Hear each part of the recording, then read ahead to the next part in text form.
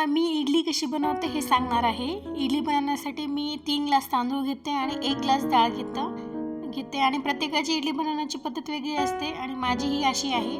ते छान धुवून घेते आणि नंतर त्याला भिजवण्यासाठी 4-5 तास ठेवते।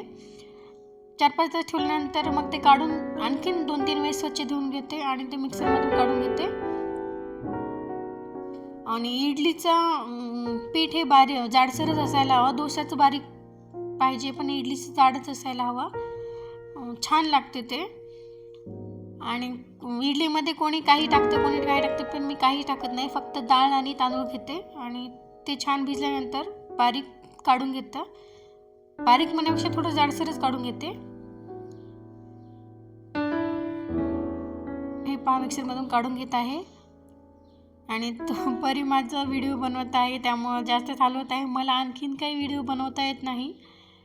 मी साधं मोबाईल स्टँड वगैरे काही नाही मागवलं, साधं मोबाईलवर जवळपास कुठेतरी ठेवून व्हिडिओ बनवते आणि पाहू जर व्हिडिओ चालले तर आणखीन स्टँड वगैरे मागू।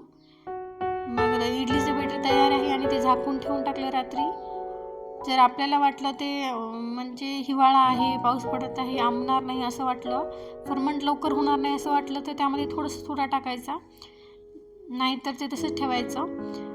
कुकर लावून घेतलं आणि इकडं पीठ हलकं बनवून घेण्यासाठी थोडंसं पाणी आणि मीठ टाकून घेतलं आणि हलवून घेतलं। खूप हलवल्यानंतर ते हलकं बनतं थोडंसं, म्हणजे त्यामधलं जे फुगलेलं असते ते निघून जातं आणि सॉफ्ट बनतं।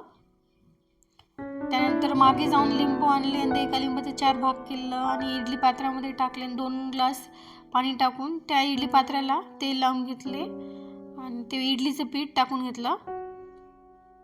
हे पहा, अशा प्रकारे इडलीचं पीठ टाकून त्या इडली पात्रात ठेवून घेतले आणि इडली 5 मिनिटात तयार होते। इकडे डाळ शिजलेली होती, ते डाळ पाहिलं आणि कुकर खाली काढून घेतलं आणि इकडे इडली तयार होती। किती छान फुगली पहा। आणि तिकडे ते भाजून झालं सगळं, मिरची, लसूण,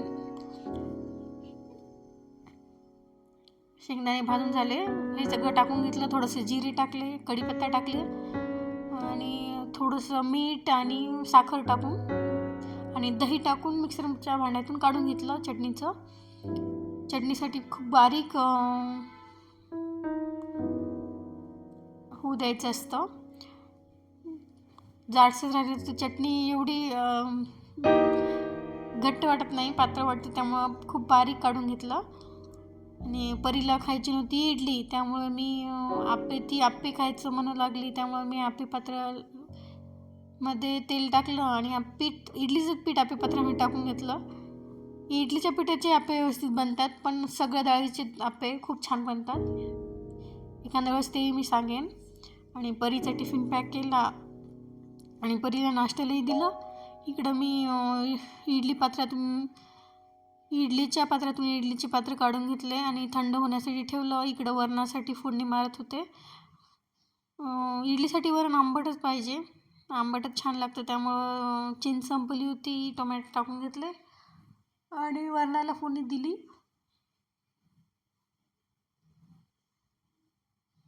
आणि मस्त थोडासा मसाला टाकून घेतल्यावर वरण झालं तयार। इकडं इडलीचं थोडंसं थंड झालं होतं आणि इडली काढून घेतले। थोडंसं थंड झाल्यानंतर इडली पटपट निघते, खाली चिटकत नाही, म्हणून थोडंसं थंड होण्यासाठी ठेवते, कारण ते इडली पात्र काढल्या खूप गरम असतं, त्यामुळं हातालाही चटके लागतात आणि ते निघतही नाही, खाली चिटकून बसतं, त्यामुळं थोडं वेळ मी ठेवलं होतं। पहा इडली किती छान निघाली। त्यानंतर आप्पे आणि इडली आपली तयार आहे। हे पहा आप्पे आणि हे पहा इडली। मी इडलीच्याच पिठाचे आप्पे बनवले आणि चटणी आणि वरण। इडली